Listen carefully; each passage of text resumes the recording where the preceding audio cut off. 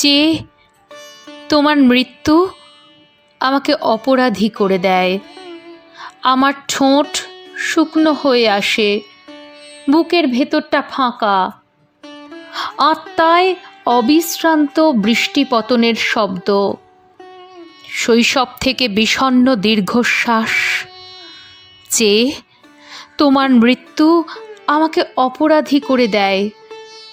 বলিভিয়ার জঙ্গলে নীল প্যান্টালুন পরা তোমার ছিন্ন ভিন্ন শরীর, তোমার খোলা বুকের মধ্যখান দিয়ে নেমে গেছে শুকনো রক্তের রেখা।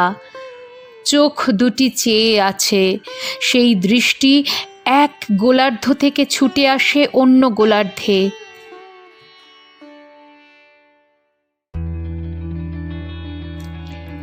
এভাবেই সুনীল গঙ্গোপাধ্যায়ের কলম থেকে ঠিকরে বেরিয়েছিল কবিতা চে গুয়েভারার প্রতি।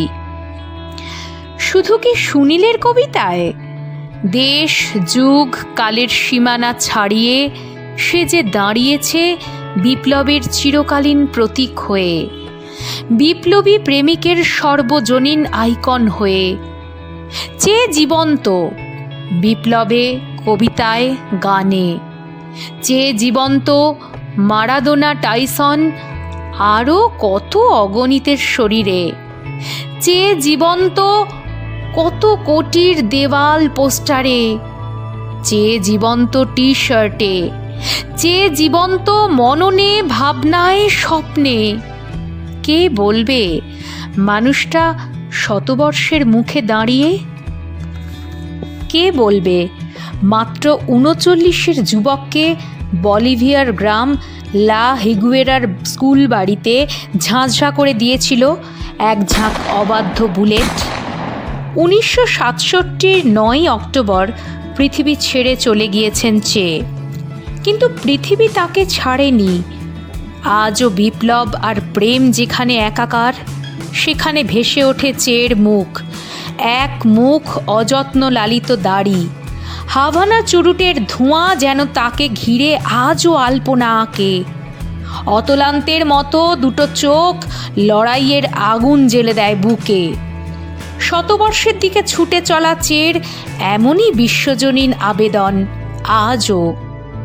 তিনি একাধারে গেরিলা যোদ্ধা, দক্ষ প্রশাসক, পরিব্রাজক, ডাক্তার, কবি।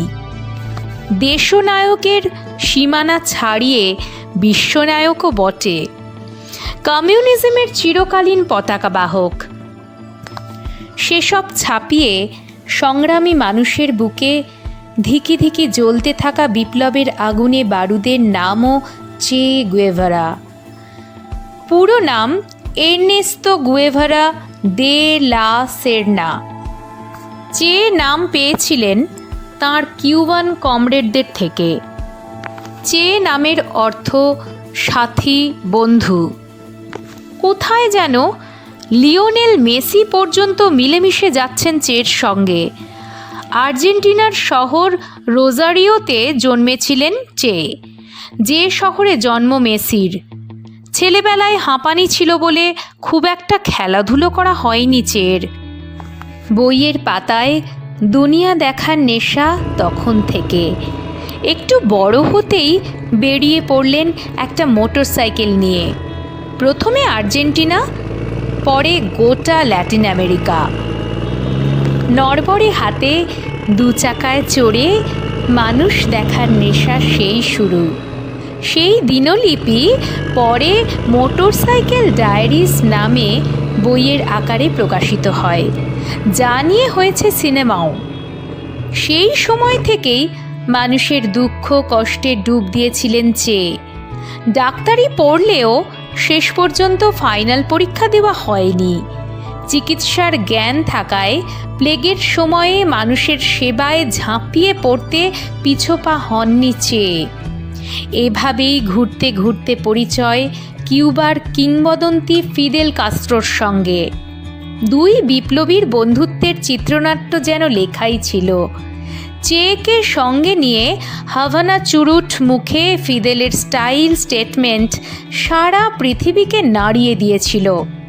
বিপ্লবী ফিদেল বন্ধু চেকে নিয়ে দ্বিগুণ উৎসাহে ঝাঁপিয়ে পড়লেন লড়াইয়ে। কাস্ত্রোর লড়াইয়ে গেরিলা যোদ্ধাদের মুখ ছিলেন চে। 2 বছরের রক্তক্ষয়ী সংগ্রাম শেষে কাস্ত্রো আর চে জুটি ফুলখেন্সিও বাতিস্তাকে গদি থেকে টেনে নামান। নতুন সরকার স্থাপন করেন কিউবায়। কাস্ত্রো সরকারের শিল্পমন্ত্রী হন চে। বিপ্লব অনেকটা দাবানলের মতো, একবার লাগলে আর থামে না। চের বিপ্লবও থেমে থাকেনি। কিউবার মন্ত্রীর আরামকেদারা ছেড়ে চের মাথায় তখন নতুন বিপ্লবের স্বপ্ন। এবার লক্ষ্য কঙ্গোর মানুষের মুক্তি।